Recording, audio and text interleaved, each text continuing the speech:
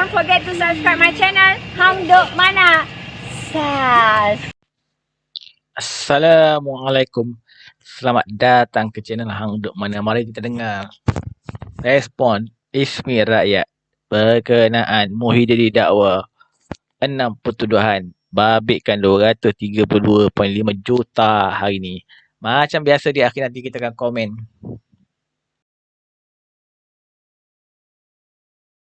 Dia berlakon baik di hadapan rakyat. Dia berlakon dialah manusia yang paling suci dalam politik Malaysia. Dia berlakon dan menganggap diri sebagai abah kepada rakyat Malaysia. Rupa-rupanya di sebalik lakonan baik beliau, rupa-rupanya ada buaya di sebalik pokok. Ada buaya ada udang di sebalik ni.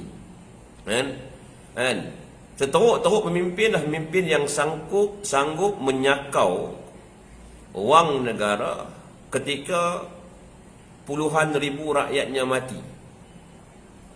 Ketika rakyatnya dikurung, sempadan daerah, sempadan negeri, sempadan antarabangsa ditutup. Sektor ekonomi 9% ditutup.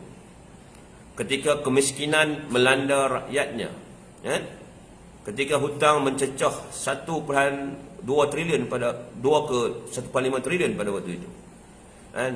Makna inilah pemimpin yang sangat buruk perangainya, tuan-tuan. Sangat buruk perangainya. Okey, sekarang ni tuan tengok masa Muhyiddin and the gang, PN the best, menyakau time bila? Time kemelesetan ekonomi, kemerosotan pertumbuhan KDNK negara, kemerosotan foreign direct investment, domestic direct investment, kejatuhan stock market BSKL, dan pada waktu sama puluhan ribu rakyat kita mati kerana wabak COVID, percambahan hutang begitu aneh. Dari 686 bilion meningkat sampai hari ini jumlahnya 1.5 bilion 1.5 trilion. Itu dia.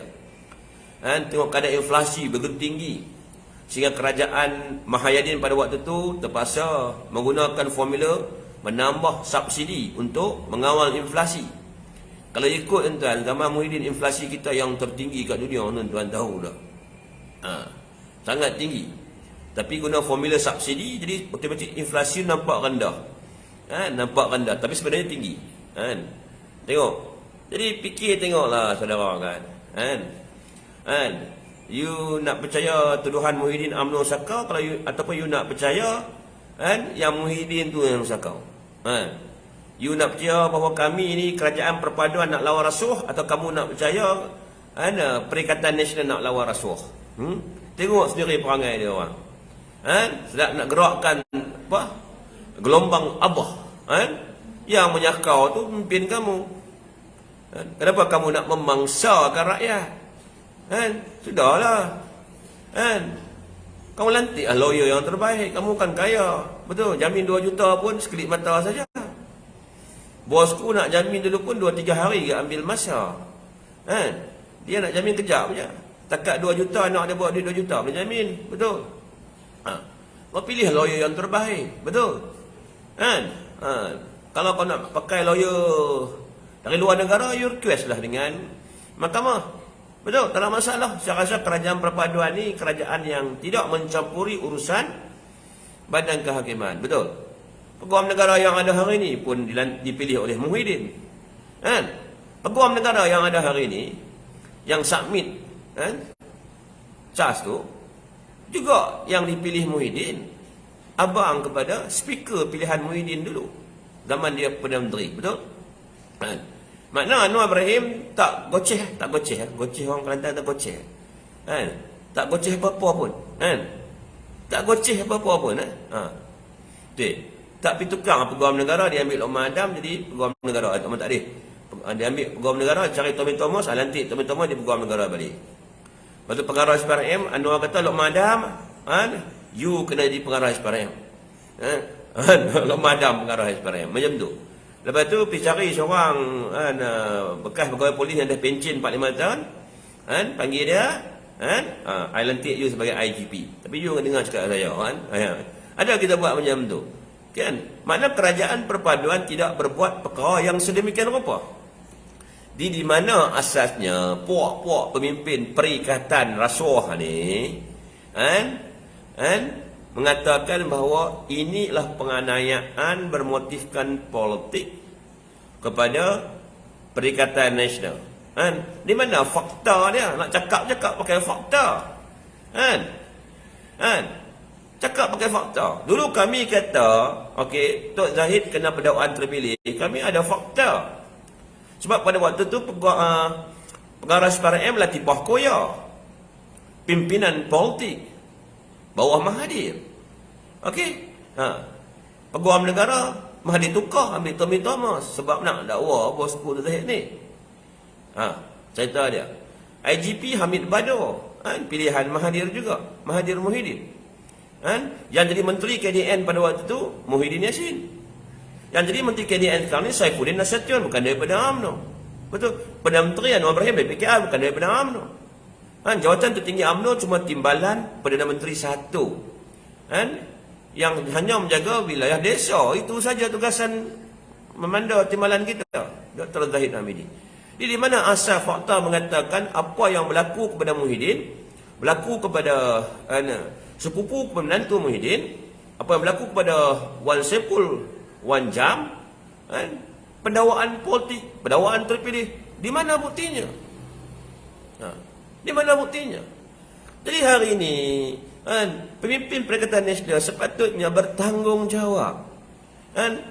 Jangan jadi seperti ular kapak balik pintu. Dahlah tipu orang Melayu. Orang Melayu bagi undi kat kamu sebab apa? Sebab kamu berjaya meyakinkan orang Melayu bahawa kamu kononnya bersih. Dan pada waktu tu memang orang Melayu percaya sebab tak tahu tentang jana wibawa. Tak tahu tentang korupsi-korupsi yang dilakukan Perikatan Nasional. Sebab kamu tutup segala-galanya pada waktu itu. Dan bila orang Melayu beranggapan bahawa kamu ni belum berdosa dalam politik, pada mana automatik orang Melayu akan beri kepercayaan kepada kamu lah. Sebanyak 60% orang Melayu beri kepercayaan kepada kamu.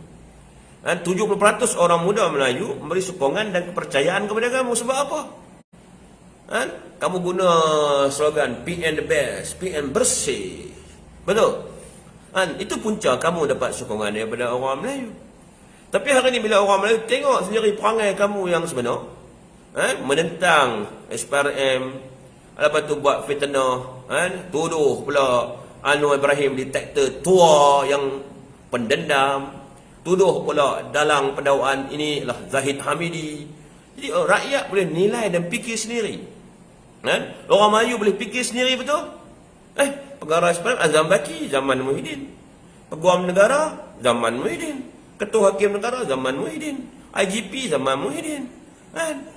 Betul? Jadi macam mana nak mengatakan bahawa Anwar Ibrahim dan Dr. Zahid memperalatkan institusi atau agensi kerajaan untuk menganiaya kepada kepimpinan Perikatan Nasional? Pembohongan jenis apa yang dibawa oleh kepimpinan Perikatan Nasional ini? Termasuk Tuan Ibn Tuan Man, Timbalan Presiden PAS, yang mengatakan ini pendakwaan terpilih. Terpilih yang bagaimana? Kalau kata kami memperalatkan SPRM, betul ke? Pengarah SPRM zaman kamu. Kalau kata tuduh kami memperalatkan Peguam Negara pilihan Muhyiddin, bukan pilihan Datuk Seri Anwar Ibrahim ataupun Dr. Zahid Hamidi. Betul? Ketua Hakim Negara pilihan kamu.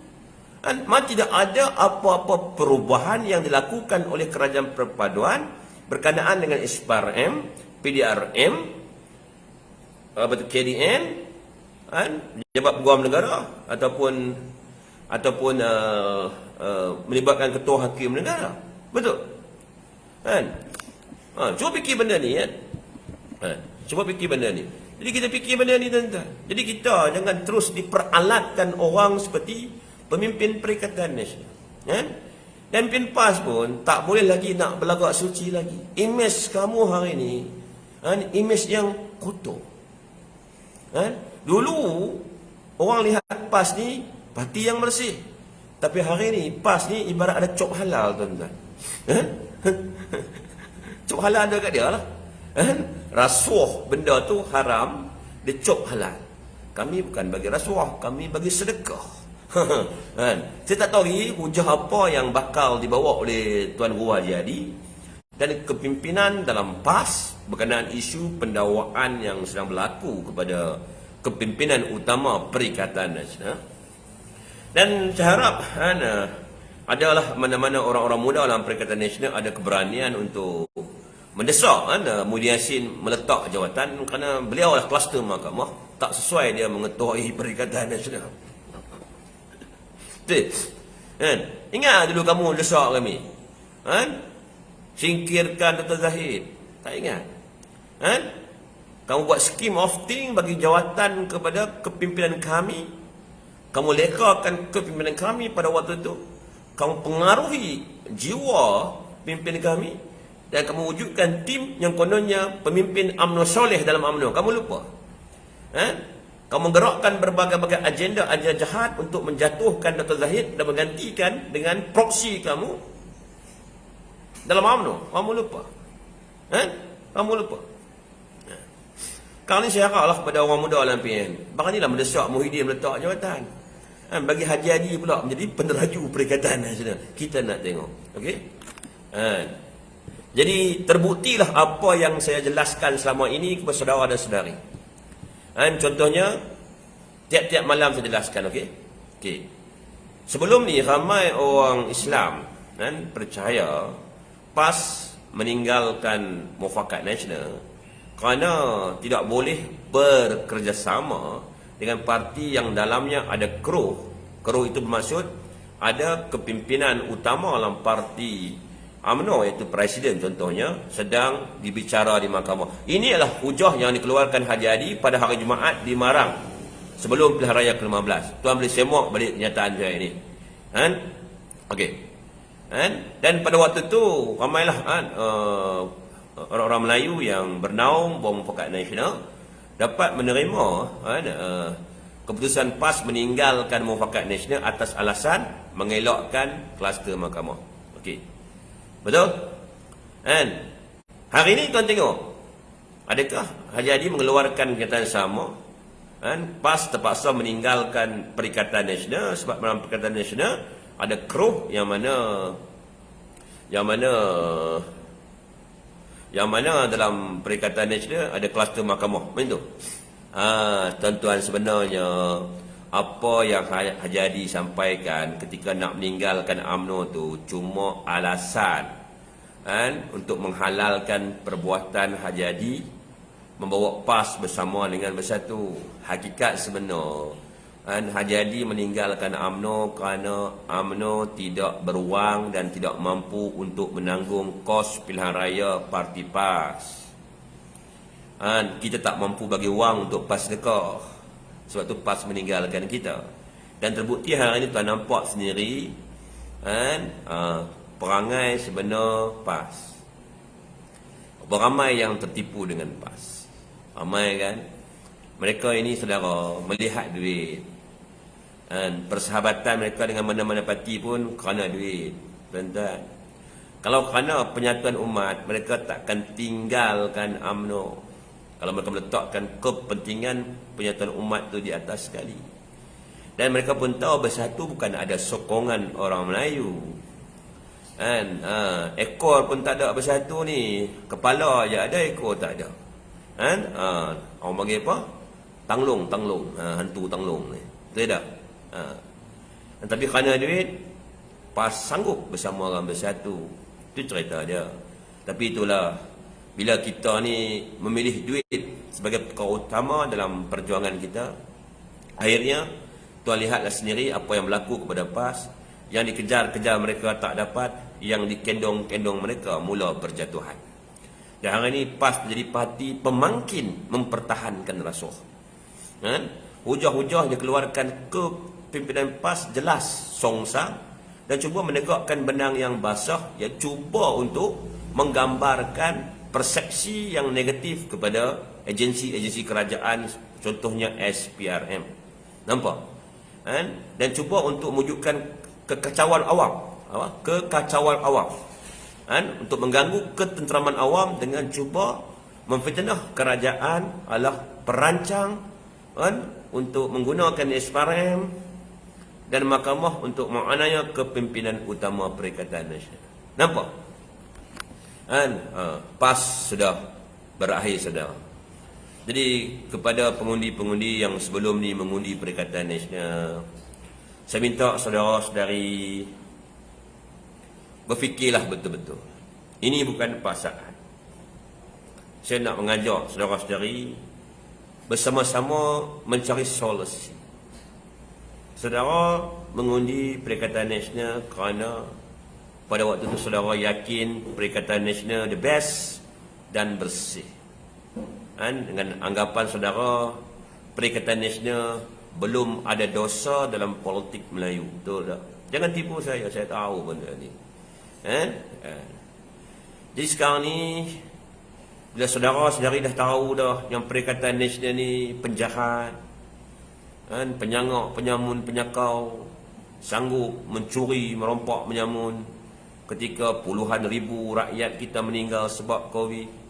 Mereka sanggup ambil kesempatan waktu darurat, waktu PKP, malah mereka boleh membumiputrakan syarikat Cina. Kehebatan Perikatan Nasional ni, mereka mampu membumiputrakan sebuah syarikat Cina. Nampak? Dia duk kata kita ni UMNO, DAP, UMNO Cina, kata katanya Baroa Cina dan sebagainya. Tapi mereka lebih teruk, tuan-tuan. Mereka boleh membumiputrakan syarikat Cina semata-mata nak mengauk projek-projek yang sepatutnya diberikan kepada syarikat-syarikat bumiputra. Ini perbuatan khianat yang sangat besar kepada perjuangan Melayu. Ini pelanggaran yang sangat besar kepada perjuangan Melayu. Dan dosa mereka, dosa yang amat besar kepada orang Melayu dan bumiputra. Yang mana mereka membumiputrakan syarikat Cina untuk mengauk projek-projek yang sepatutnya diberi kepada syarikat-syarikat Melayu. Inilah Komen saya. Nampaknya hari ini sudah terbukti Muhyiddin telah menjadi kluster mahkamah dengan dituduh dengan 6 pendakwaan. Salah satu pendakwaan yang saya baca dan faham tadi ialah Muhyiddin cakap semalam dia telah Syed Mokhtar telah meminta pelepasan cukai dari syarikat Yayasan Bukhari. Kemudian beliau menyatakan dia tidak ada masalah dengan permohonan tersebut dan sign dokumen tersebut. Dan Muhyiddin cakap, dia itu terpulanglah kepada Kementerian Kewangan pula. Pening juga tu. Dan hari ini kita dapat tahu Syed Mokhtar telah memberi sumbangan politik kepada Parti Bersatu. So sini kita akan nampak pelik lah. Yayasan Bukhari dapat pelepasan cukai, lepas tu duit cukai, mungkin duit cukai tu yang masuk ke dalam akaun Bersatu tersebut. Nanti kita lihatlah masa bicara mahkamah nanti. Assalamualaikum.